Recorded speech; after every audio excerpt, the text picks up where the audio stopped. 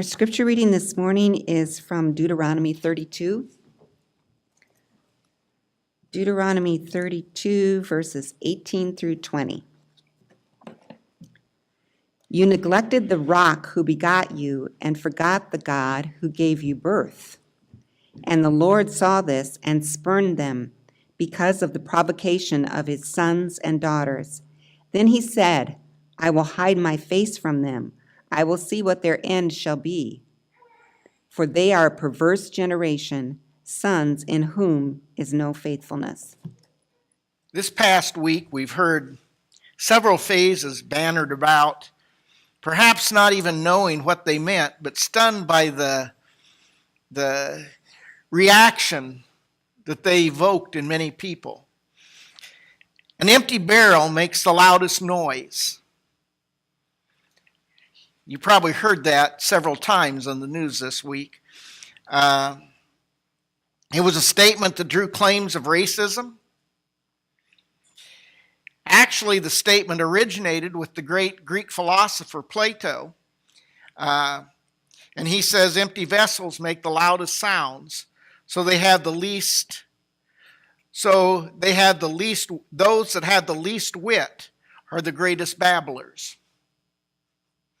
If you want to know what that means, that gives you a pretty good idea of what that means.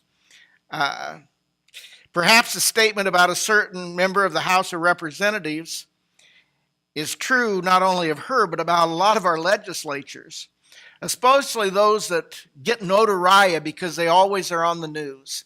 Anytime anything happens in Congress, there's always a few legislators that always have to be out there telling us all about it. Shakespeare also used that phrase twice in Henry V. He said, I never heard so loud a voice issued from one such as one with an empty heart. He says, it's true what they say. The empty vessel makes the greatest sound. Benjamin Franklin also wrote it as one of his proverbs, and others throughout history have used it. Basically, it's the principle that if you knock on an empty barrel, it's noisy. But if the barrel's full and you knock on it, the noise is muted and you don't hear anything. That's basically the thought behind that. Literally, it means that the person who listens a lot usually is quieter than the ones that speak all the time. I actually preferred the White House press secretary's remark. She says, if you don't understand what that means, if you're like me, if you're from the South, you would simply say, all hat, no cattle. I like that. All hat, no cattle. No, I'm not going to talk about politics today. But listening to this discussion over the week, I was reminded of Sarah Palin's patent statement about being a mama grizzly. And that's kind of what I want to think about today. You know, the grizzly bear is a big bear. The grizzly and the polar bear are the two largest mammals, basically, they say, on the face of the earth, and the two most dangerous animals on the face of the earth. A grizzly bear often tips the scales at over 1,300 pounds. Females are usually 20 to 30% smaller than the male. But like most bears, they live a solitary life. Sometimes you see them gathering during the salmon run, and you'll see a whole bunch of them gathered together in one place on a river. But even though male grizzlies have territories that they mark out, and they will fight another male grizzly over their territory, at the same time, they seem to know that at certain times of the year, you have to group together if you're going to help your race to survive. It's just that important. Basically, the grizzly is considered to be one of the smarter bears, or one of the smarter animals out there. They are an intelligent animal. In fact, I read the other day that they're smell. I can't remember what the number was, but it's like 4 or 5 times the smell of a bloodhound. That's how sensitive their sense of smell is. They live solitary lives until in the summer, when they will pair up for about a week or so before again going on their own merry ways. They have no natural enemies because they're much stronger and larger than wolves, coyotes, black bears, or so forth. And all of these species are so frightened of the grizzly that they often will just give up their kill rather than try to stay there and protect their kill. They'll just give it to the grizzly if the grizzly shows up. They say once in a while you'll find a pack of wolves that are large enough that they'll attack a grizzly. But if they do, they aren't a pack of wolves anymore when it's done, because there's only a few of them will survive. They say a grizzly, you ever notice there's a hump? I don't know if this picture shows it. And now I'm on, shoot. On the back of a grizzly, there's a big hump. And that hump is connected to their front paws. It's sheer muscle. And they say a blow of a palm of their hand can kill an adult moose. One blow. That's it. You know, they talk about grizzlies clamping down on somebody's head. Grizzlies don't do that. Basically, they hit them in the head and knock them out, and then they take the other paw and gut them. That's how they kill their prey. The only conflict grizzlies have is with one another. The males, oftentimes when competing for territory or for mates, will rise up on their hind legs and shove one another. It says they very seldom slap one another because they know it's too dangerous and they don't want slapped back. But they will occasionally, if they get angry enough, will do it, and they usually do a lot of damage to one another. After mating, this is what I find interesting. The egg remains in a state of suspended animation with no growth or development for the rest of the summer. During this time, the mother will eat as much as she can, sometimes doubling her body weight, gorging on salmon and even caribou and elk. And then in the fall, she will dig a huge den for herself, often burrowing under a base of a tree. And once she's settled in, she will not venture out of that den again for 4 to 6 months, not even to eat. She does not hibernate. Grizzlies don't hibernate. They den up for the winter, but they do not hibernate. And then sometime in January or February, she will give birth to her tiny cubs, which when they're born are about the size of a guinea pig. When you think of the size of a grizzly, boy, that's a small baby, isn't it? Typically, they have usually 2 or 3. Sometimes they will even have 4 cubs. But she will remain in the den with those cubs until they all reach about 20 pounds. And then sometime in late April, early May, the exhausted and starving mother emerges from the den with her vulnerable troop behind her. The cubs will spend the next 4 years with their mother. Did you know they spent that much time with their mother? They are mothered for about 4 years. Some of them will leave her after 3, but most of them spend about 4 years with their mother. The first months are extremely dangerous for the cubs, and the biggest threat is the male grizzlies. The biggest threat to grizzly cubs is the male grizzly. But they say it's interesting, even though they just mate for once and go, the male still knows which cubs belong to him. He will not hurt his own cubs, but he will kill and eat the cub of any other grizzly out there. So her job the first months is to attempt to take care of those cubs and keep them away from male grizzlies. She spends all her time avoiding the solitary males. She knows where their territories are, and she just avoids all those areas.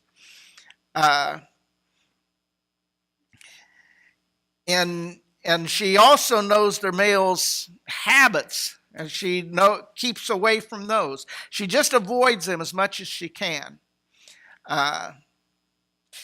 Grizzlies and polar bears have very slow reproductive rates, so the skill of the mother becomes extremely important in protecting those vulnerable cubs.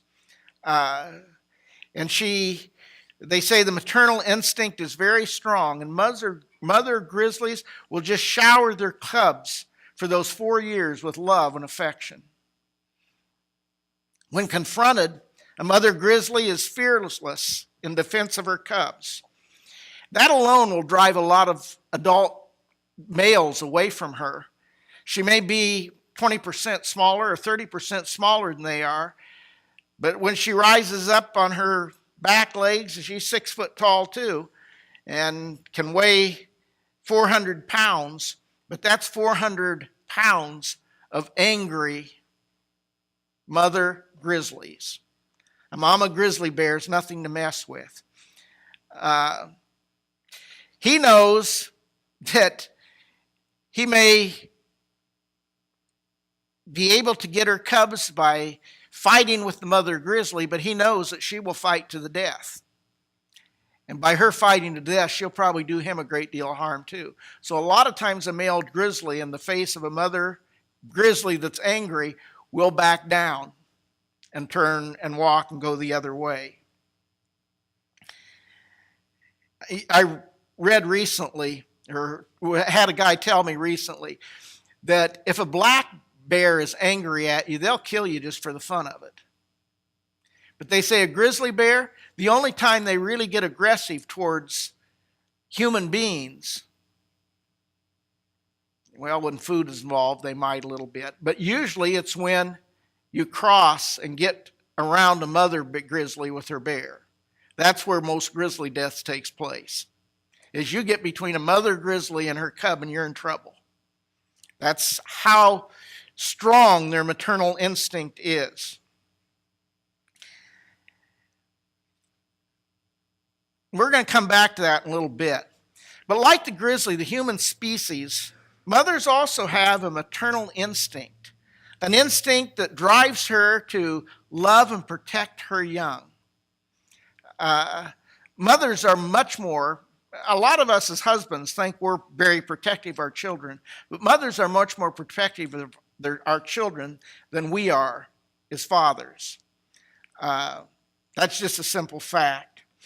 A study that was based, I think it was done out in Tokyo, they did a study that's based on MRI data and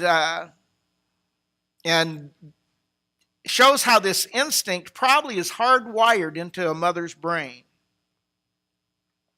MRI scans were taken as mothers watched videos of babies, including her own with the sound off, just looking at their faces and their reactions to things. They said when a woman saw images of her own child smiling, there were specific patterns that were made. When she saw him in distress, the patterns were much more emphasized, much deeper. She couldn't stand seeing her child in distress. She'd react to every other children too being in distress, but it was not like she reacted to her own children. Those MRI scans were taken as each mother watched videos of babies.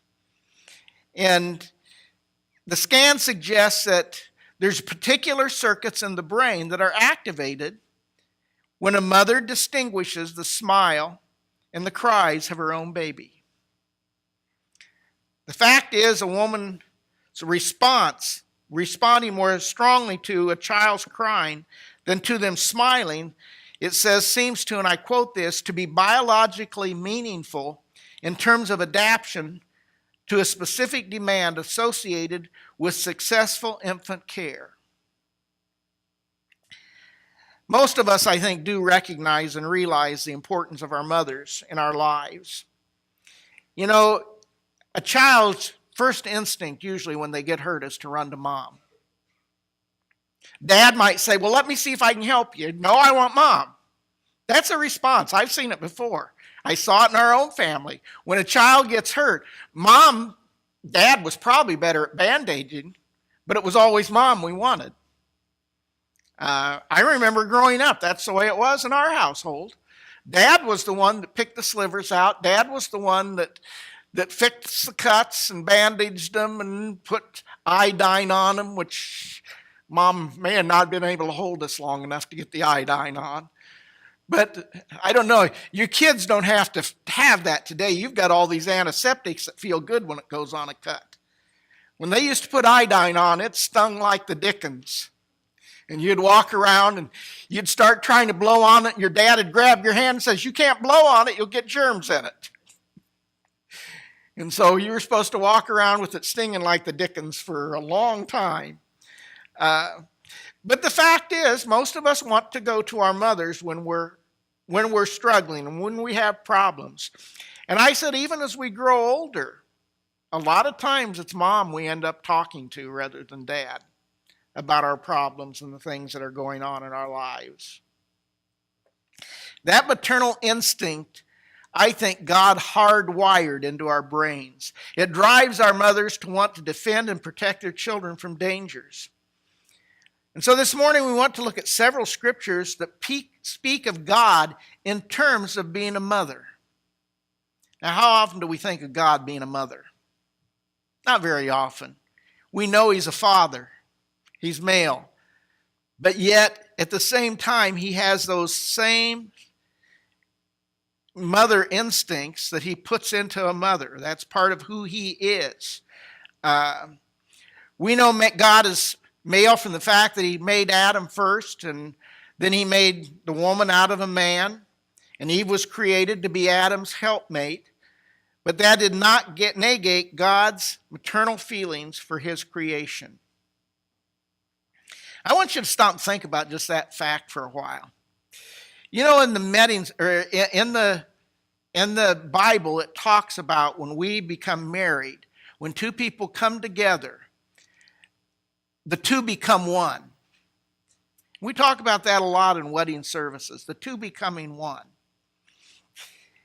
And I think the simple fact is this: God created a man in His image, but He created woman with a different part of His image. I think, in fact, God is one, whereas we as human beings are incomplete until we're married and have the other side presented to us. Then we become one with our spouse, just like God is one. God provides both, where in dealing with His children, the father and the mother instincts or feelings, I don't know how to describe it, just that nature, whereas we need both a mother and a father as children growing up, because we aren't made that way as God was. To Israel, God is pictured as a mother, giving birth to His children. In Numbers 11, verse 12, it says, "Was it I who conceived all this people? Was it I who brought them forth? That thou shouldest say to me, carry them in your bosom as a nurse carries an infant, to the land which thou didst swear to their fathers." Now, basically, to understand this, you have to go back and understand what's happening here. Moses is frustrated with God. Have you ever been frustrated with God because you weren't getting your way? Sometimes people do. And Moses was frustrated with God. God gave him this group of people, millions of people, to lead through the wilderness into the promised land, and all they did was cause him fits and problems and troubles. And he's expressing his frustration that Yahweh had called him to lead the people of Israel, which was impossible. And he argues, God, it's your responsibility, not mine. And that's what he's telling God. He says, was I the one that conceived these people? He's saying to God, no, you're their mother. You're the one that conceived them. Why should I have to nurse them through the wilderness? That should be your job. So even though it's extremely rare in the scriptures to ascribe the relationship of father and his people, this personally, as being a mother, it does happen at times. And something else that sometimes we need pointed out to us when we think about this is the cognate of compassion in the Hebrew is womb. Now, when we say that, what we're saying is those two words come from the same family of words, compassion and womb. When we are compassionate to somebody, we're treating them like a mother would treat a child in the womb. That's why they come from the same family of words. But it shows that softer side, I think, in some ways, of God. I don't know exactly how to describe it. God felt extremely touched by the children of Abraham. He looked at them. They were his children. And he looked at them as though he was the mother that had given them birth. Moses points out that he didn't conceive this people. He didn't need to nurse them. That was God's, should have been God's responsibility. And a lot of that same language is found in our scripture reading this morning. You have neglected the rock who begot you. You know what that word begot means? It means to give birth to. He said, you have neglected the rock who gave birth to you. And he goes on and says, and forgot the God who gave you birth. And the Lord saw you and spurned you because of it. If God gave birth to Israel, he by nature is their mother. That's just how simple it is. This verse could be coupled back again to verse 6 of that same chapter, which he describes God as being the father of the people. And so he presents God as being both the father and mother of the children of Israel.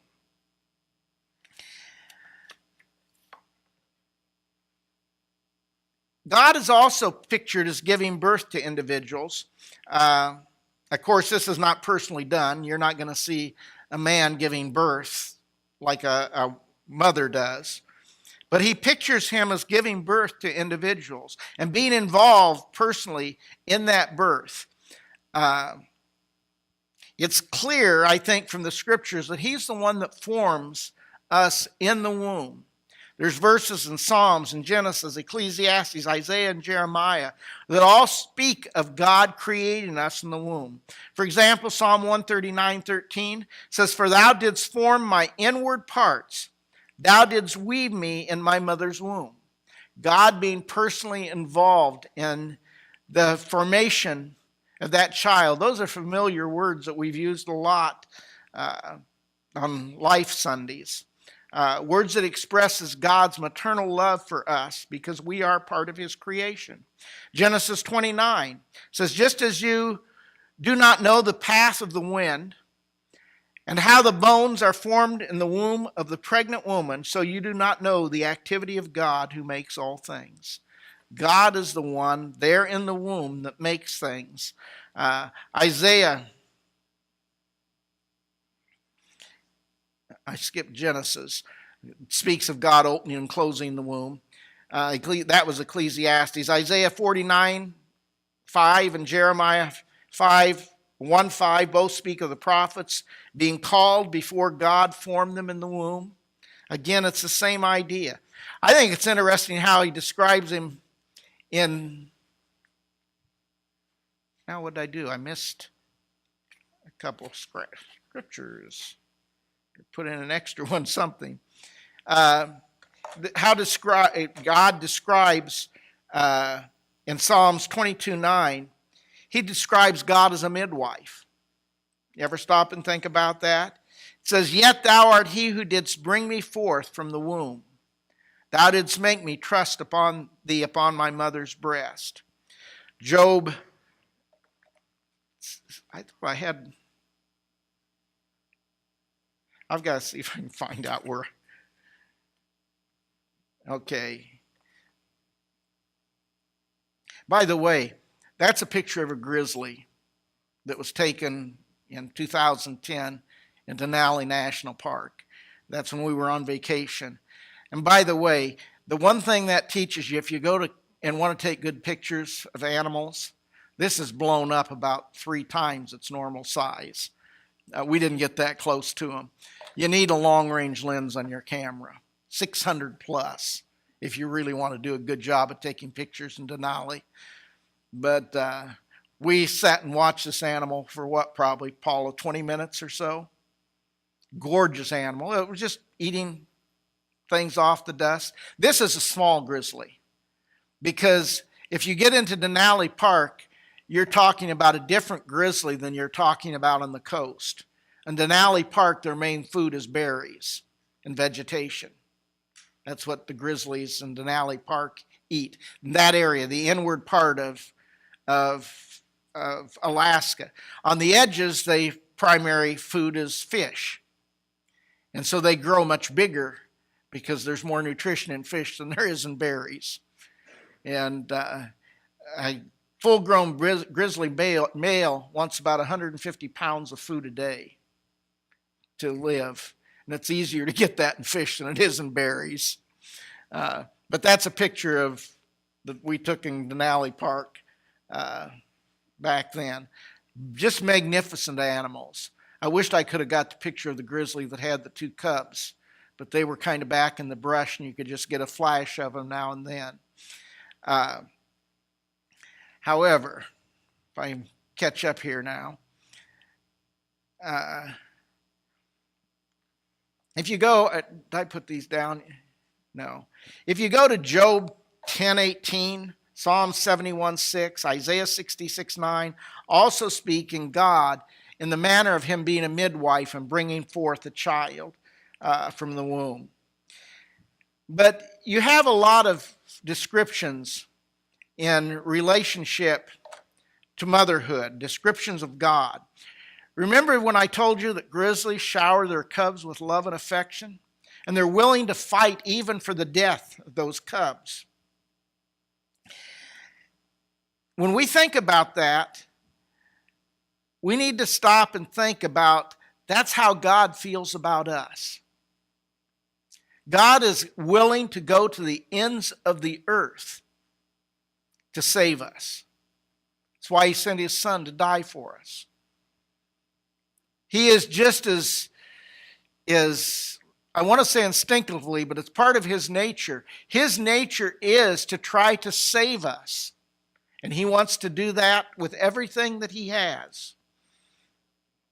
And I don't think there's any expression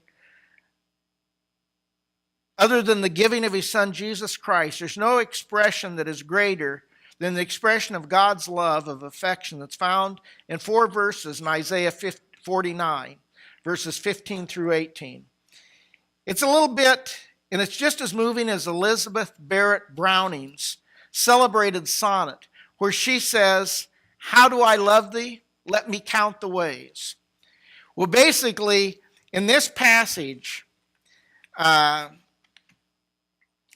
Lord, or the nation of Israel, is thinking God has forsaken them. And it begins with the problem that they're causing to despair. And they say, God has forsaken me and the Lord has forgotten me. And God says no.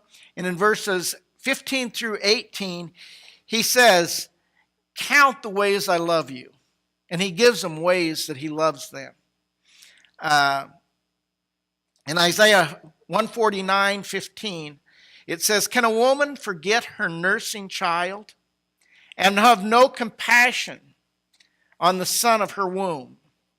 Even these may forget, but I will not forget you. Now stop and think about that. A mother, even a grizzly mother, will never forget her child. And God is saying, a woman never forgets her nursing child. You never forget that child. And you always have compassion on her. But he says, even if you did, even if a grizzly forgot her cubs, Even if her mother forgot her nursing child, God says, I will not forget you. That's how strong my love is. It's stronger than a grizzly's mother's love. It's stronger than a mother's love for her child. That is how strong my love is for you. It's number one. Number two, he gives us three images of his love. And in verse 16, he says, I have inscribed you in the palms of my hand. Now think about this. Israel would have been acquainted with two customs in Babylon that we aren't acquainted with that would have meant something to him. In Babylon, idol worshipers would often take and tattoo the name of their god in their palm as a constant reminder every time they did of their god. May have been a false god, but they had it there, always being reminded of that.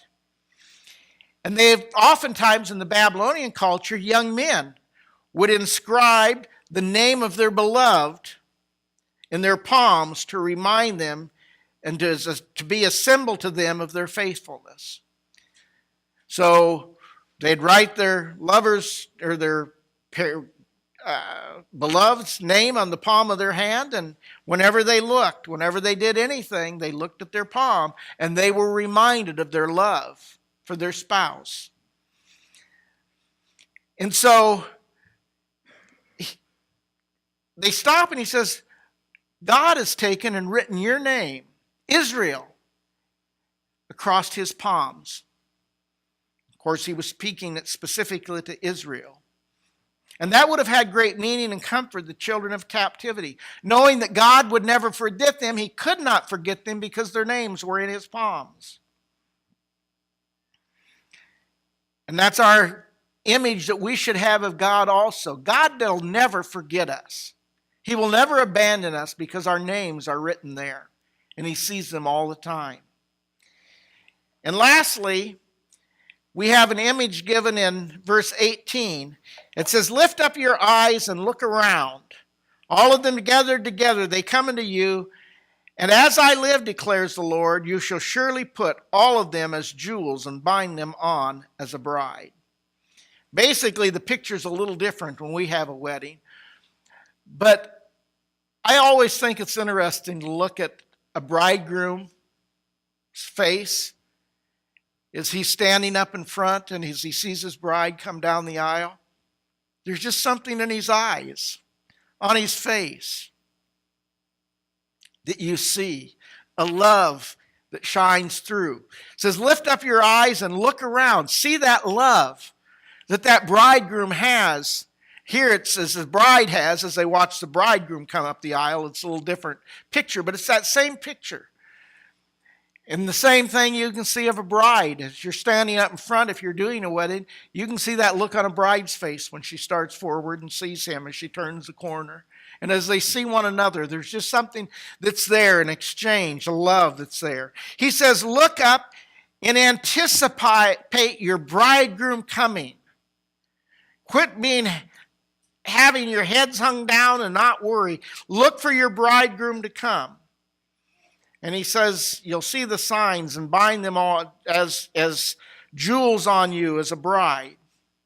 And I think that has even more meaning to us than it does to the children of Israel. Because our bridegroom, the church's bridegroom, now for Israel, their bridegroom was God. For Israel, or for the church, our bridegroom is Jesus. And Jesus is coming again to catch us up, to meet him in the Lord, to meet him in the air. And I think the first thing's going to happen is there's going to be a big wedding feast. Wedding feast of the Lamb. It's in Revelation. And it talks about that's the first thing we're going to do. And so it says, lift up your heads. Keep looking up, for your bridegroom's coming. Because God loves you so much. Many references continue to carry the idea of God gathering us together like that. God loving us so much. In Deuteronomy 32, 10 and 11, notice how much we're in Deuteronomy 32. It's Moses talking about God and Israel's relationship with God and basically our relationship with God. It says there, he found him in a wilderness. He encircled him. He cared for him. He guarded him as the pupil of his eye. Like an eagle that stirs up the nest and hovers over its young, he spread his wing and caught them. He carried them on his pinions. This is a picture of an eagle caring for his young, an expression of God's care, again, for his people. It speaks of Israel's wilderness wandering, or wandering a desolate place in our own lives until we learn to enjoy the fellowship of the Lord. It pictures an eagle hovering over the young, feeding them and protecting them. Last night I didn't get to bed as early as I thought I was going to because I became intrigued with this idea.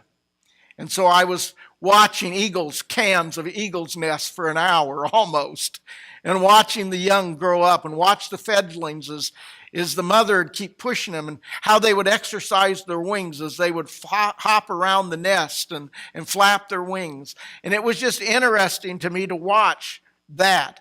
It says, like, as it hovers over his young, the mother is always there. And the mother is always there until the fledglings' wings are strong enough that they fly without any problems. And even then, until they learn to catch their fish by themselves and things like that.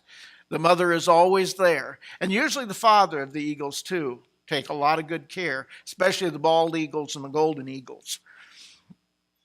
But anyway, it's just a wonderful picture of God's protection. The last phrase leads to a lot of argumentation.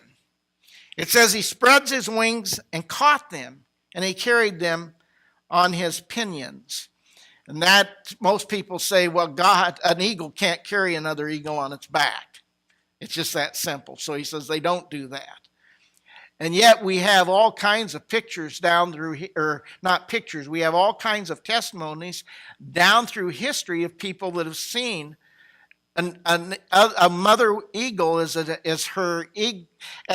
young one's wings would start getting tired, when they were way up in the air and they would quit flopping and start to drop a little bit, the mother would fly underneath them.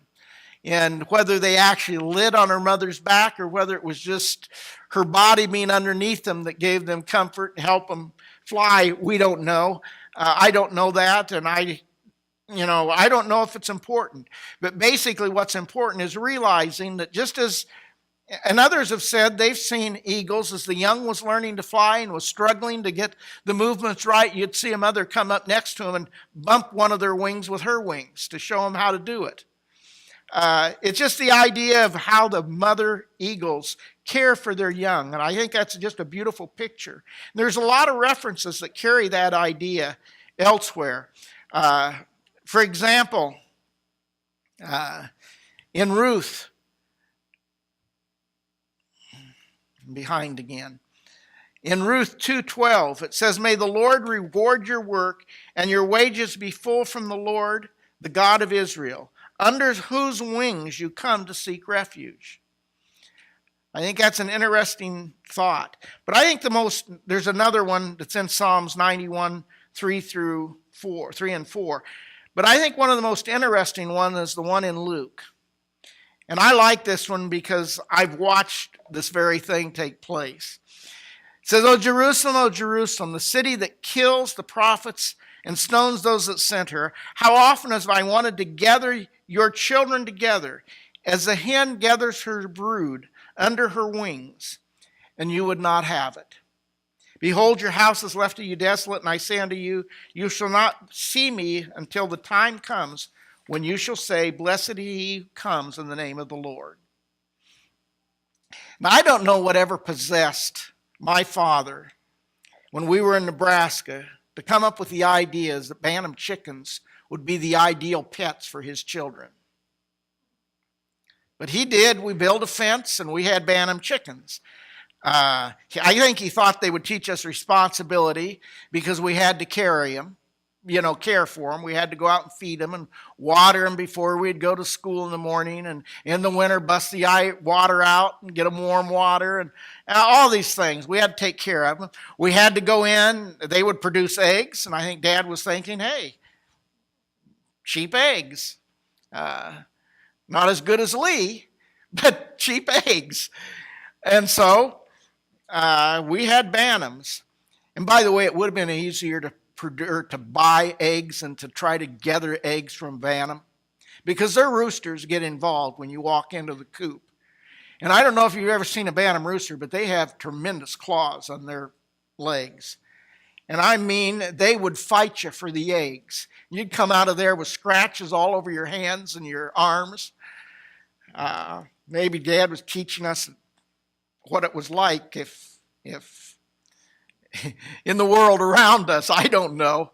But let me tell you, Bantam chickens are wicked animals. And you'll never convince me of anything else. They may be pretty, but they're wicked to deal with. However, it did bring this scripture to light. I have watched, perhaps a few times even instigated, a hen becoming frightened enough to begin to gather her chicklets under her wings.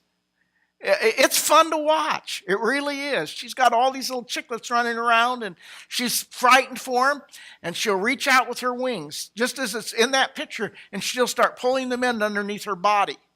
And she'll try to get her wings around them to protect them. And what's interesting is what happens when they start growing, and all of a sudden there's not enough room under the body.